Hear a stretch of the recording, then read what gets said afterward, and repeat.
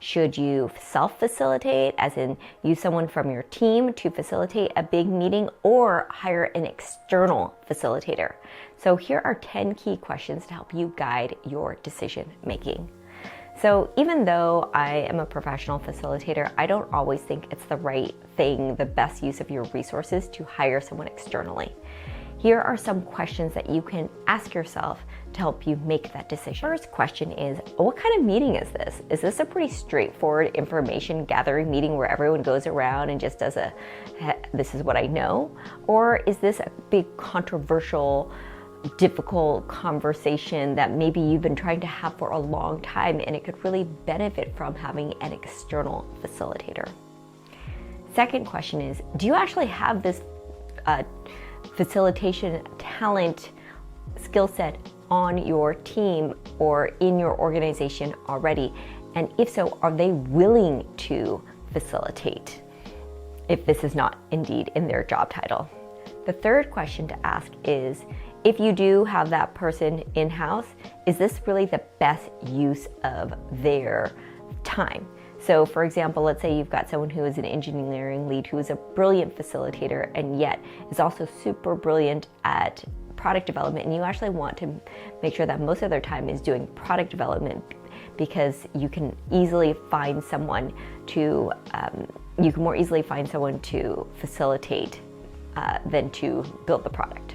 The fourth question to ask is, if you do have someone in-house, then is this facilitation a positive leadership growing opportunity, or is it potentially harmful to the individual? Are you actually putting them in a position of being in organizational politics that could actually harm them later on?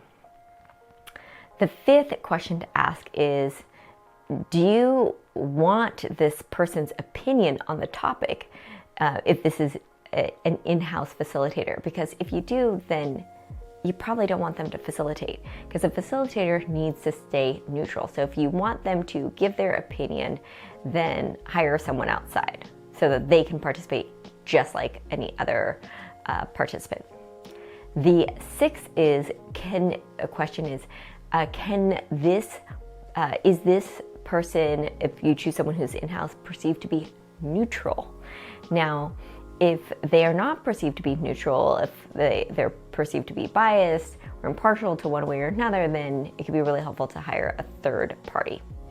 The seventh question is this in-house facilitator capable of being impartial? So maybe they're perceived as being neutral, and yet you think maybe once they get into the discussion, they may actually choose one side or another side, and that can actually be more harmful later on than anything else.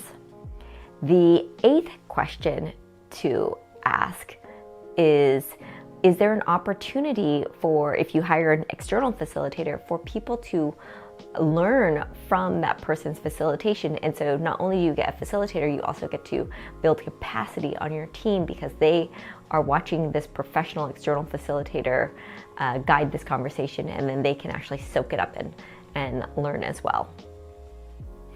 Now, the ninth question to ask is, does this facilitator need to have specialized knowledge? And if so, then it might be easier to use someone who's in-house or maybe in a different department in your organization, because if the facilitator needs specialized knowledge, it can be pretty difficult to find an external facilitator who has that knowledge.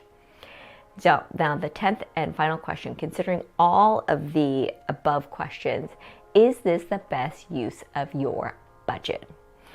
Would the participants agree? So for example, let's say it's going to cost $10,000 for a facilitation of a very complex conversation, and people are like, actually, I'd much rather we go to have a really nice meal at a restaurant, and then we can figure out how to facilitate this on our own. So getting buy-in from your participants about how the budget should be spent is also can also be really helpful in creating a productive conversation. So with these 10 key questions, I hope this helps guide you in making the decision of, should you self-facilitate, that is, use someone who is on your team already, or hire someone external.